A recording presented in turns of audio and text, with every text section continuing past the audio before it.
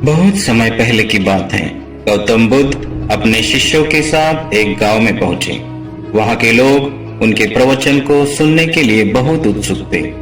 जब वे गांव के पास एक पेड़ के नीचे रुके तो एक व्यक्ति उनके पास आया और बोला, भगवान बुद्ध, मैं जीवन में बहुत दुखी रहता हूँ। मैं जो भी काम करता हूँ उसमें असफल हो जाता हूँ। कृपया मुझे कुछ ऐसा बताइए जिससे मेरा जीवन बदल जाए। बुद्ध मुस्कुराए और बोले, पहले मुझे बताओ कि तुम दिन भर क्या सोचते रहते हो। वह व्यक्ति कुछ देर सोचने लगा और फिर बोला, मैं अक्सर यही सोचता हूँ कि मैं असफल हो जाऊंगा। मेरे पास पैसा नहीं है, लोग मेरी कद्र नहीं करते और मेरा भविष्य अंधकारमय है। बुद्ध ने उसे ध्यान से देखा और बोले, तो फिर यह स्वाभाविक है कि तुम्हारा जीवन भी वैसा ही बन जाएगा जैसा तुम सोचते हो। वह व्यक्ति आश्चर्य से बुद्ध को देखने लगा और बोला, क्या मेरा सोचना ही मेरी असफलता की वजह है? बुद्ध ने मुस्कुराते हुए कहा, बिल्कुल। जो कुछ भी तुम अपने मन में सोचते हो वही तुम्हारी वास्तविकता बन जाती है। तुम्हारा मन ही तुम्हारे भाग्य का निर्माण करता है। यदि तुम हमेशा असफलता, गरीबी और दुख के बारे में सोचोगे तो यही तुम्हारे जीवन में प्रकट होगा।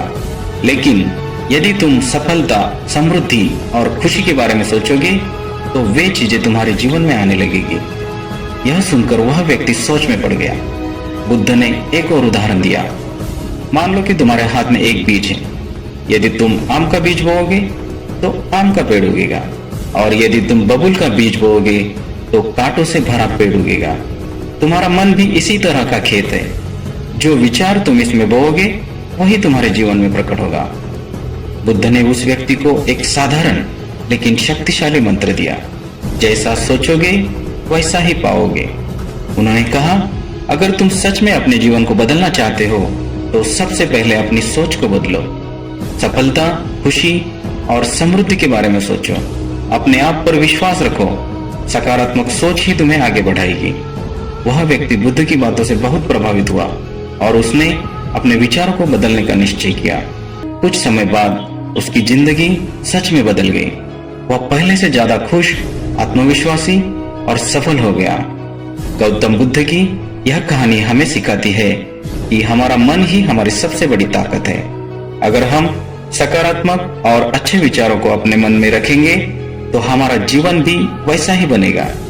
इसलिए हमें हमेशा अच्छा सोचना चाहिए, अच्छा बोलना चाहिए और हमेशा अच्छा ही करना चाहिए।